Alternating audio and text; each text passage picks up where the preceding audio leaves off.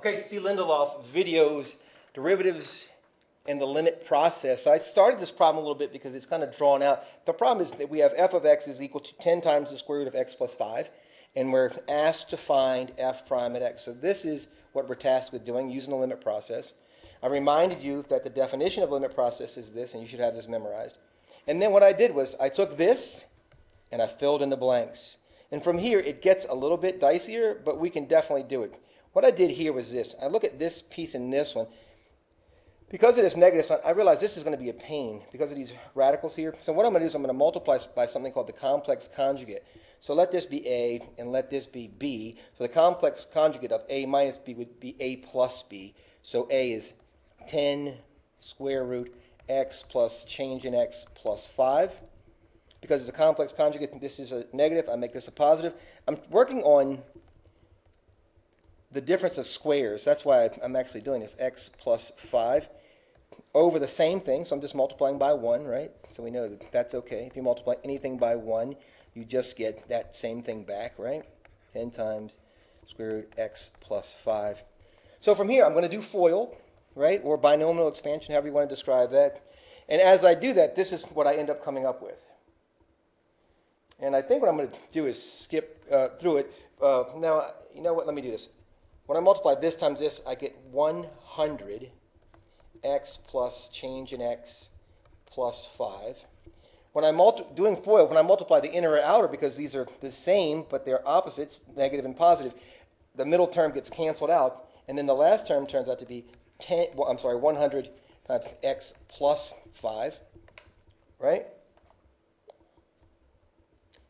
So I'm just going to go to here, and remember, this change of x is this one, but remember I was supposed to multiply it by all this crap. So I'm just going to put all that stuff down there.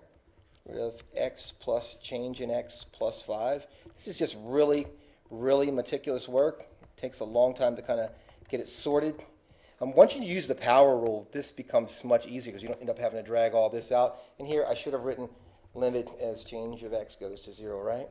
So I'll do that again. Limit change of x goes to 0. All I'm going to do is I'm going to distribute here, here, and here. Distribute this negative 100, and it ends up looking like this, doesn't it? It ends up looking like 100 x plus 100 change of x plus 500. Looks like kind of a mess, but look what happens when you distribute this piece over here. You get negative 100x, so that's going to cancel something, isn't it? And you get negative 500, right? And then remember all this crap at the bottom. I'm not going to do anything with it. I'm going to leave it like that for now. Now I'm going to put this change of x down here. And here's my 10 square root x plus change in x plus 5, right? Plus 10 square root x plus 5's down here, right? I know it's looking bad, but it's about to clean up really nicely, so be patient, please. So look, we have 100x here. I'm just going to GLT, gather like terms here. 100x here, negative 100x here. 500 here, negative 500 here. So this is starting to clean up pretty nice. We end up always rewriting that limit process thing. Change of x goes to 0. And we end up with 100 changes of x at the top. Everything else canceled, right?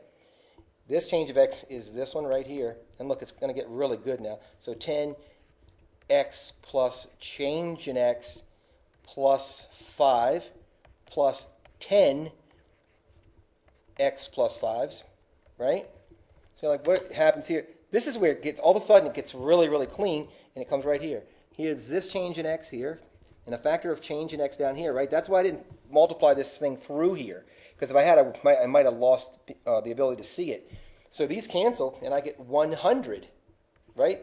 This 100, all over. Now check this out for a second. Let me just show it to you. So this cancels, right? So we get 10 times, 10 square roots x plus change in x plus 5, right? Plus 10 times the square root of x plus 5.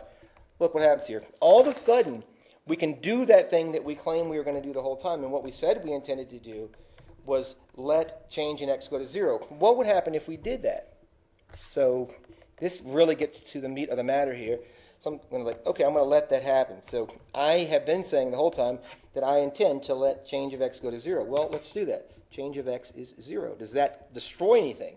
Do we have a total of 0 in the denominator? And if we don't, it works. So what is x plus 0? It's x, right? and x plus 5 is x plus 5. This whole thing simplifies out to x plus 5.